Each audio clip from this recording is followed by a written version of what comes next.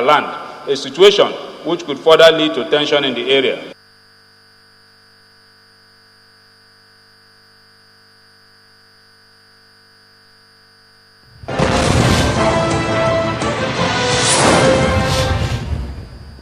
Welcome back to Dateline Abuja.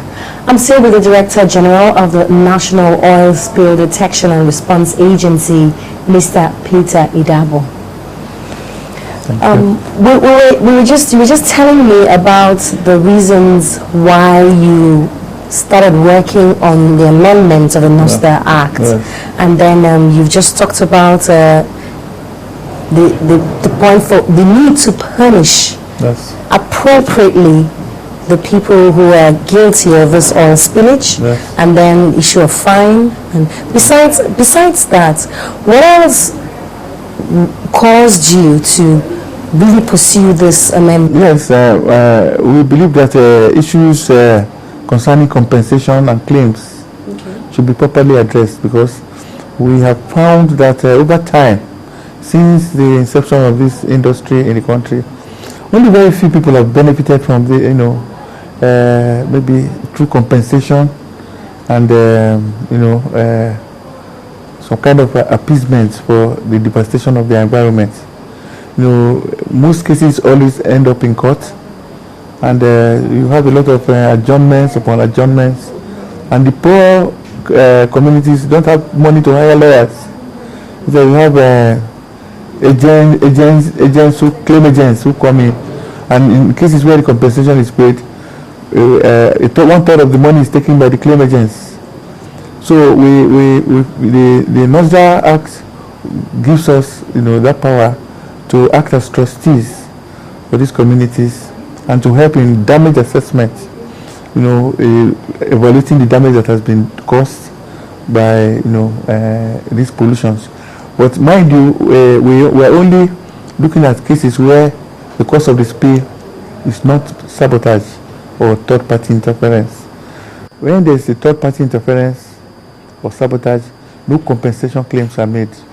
We want to make sure that in cases where you have corrosion as a result of the age of the pipelines or equipment failure, then there's need to pay these compensations, using the NOSDA as trustee for these communities.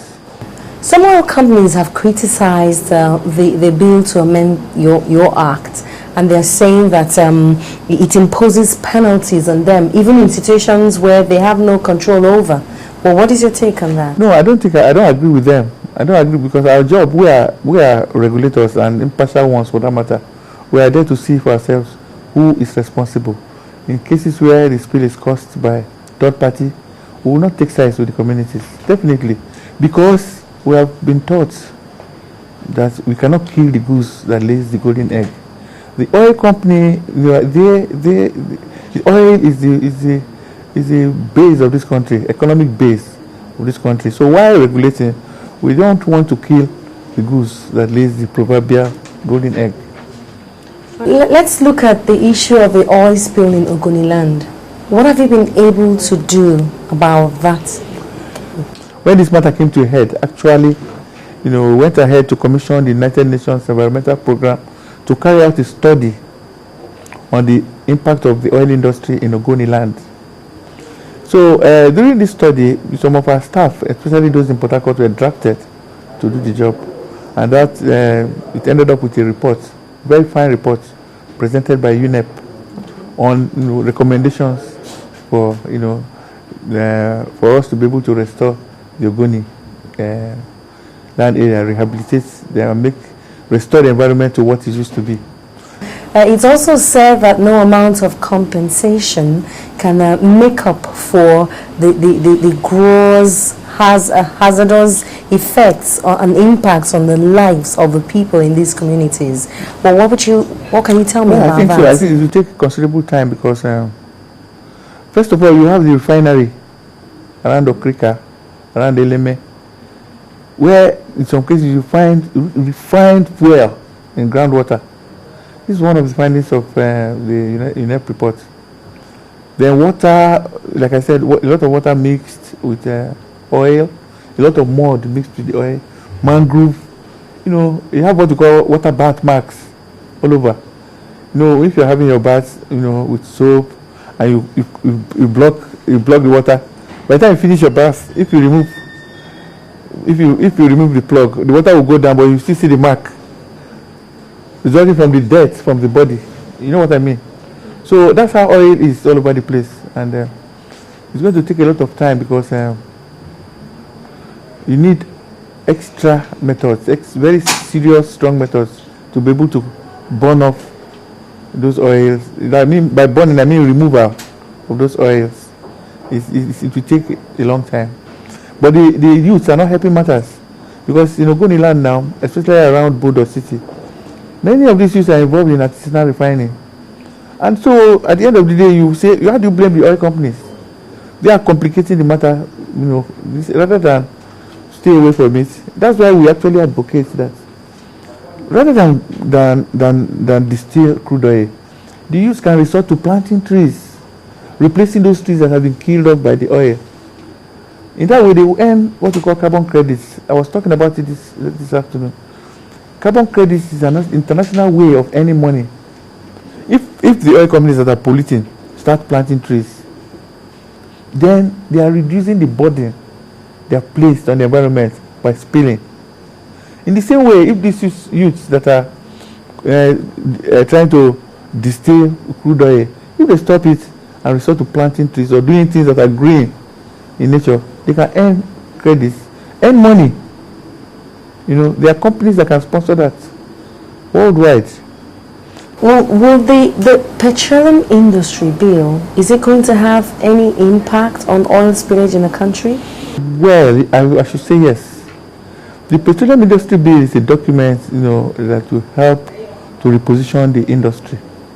But what we are saying, we who are in the Ministry of Environment, we are saying that all environmental considerations in the PIB bill should be expunged and relocated to the Federal Ministry of Environment. We believe that the industry cannot be an operator and also a regulator. It is the Ministry of Environment that regulates all industries, including Ministry of Petroleum Resources. So our position is that all environmental considerations should be removed. Things like EIA, things like oil spill management, all of them should be removed and domiciled in the Federal Ministry of Environment. And the capacity of the staff in the Federal Ministry be enhanced. Otherwise, the petroleum industry bill is a fine document. All right, let me take this last question. Many have said that there is a duplication of duties, especially with the National Environmental Standard and Regulation Agency, NESRA. How do you ensure, with that in mind, how do you ensure that there is no conflict with agencies such as that? Yes, you see, let me just tell you, the National Environmental Standards Regulations Enforcement Agency is NESRA. And National Oil Spill Detection and Response Agency is NOSDRA. Now, these two agencies are the enforcement arms of the Ministry of Environment. They go out to carry out compliance. The Environment Ministry comes out with the policies, the directions, but NESRA and NOSDRA are compliance agencies. We go there to make sure we enforce it.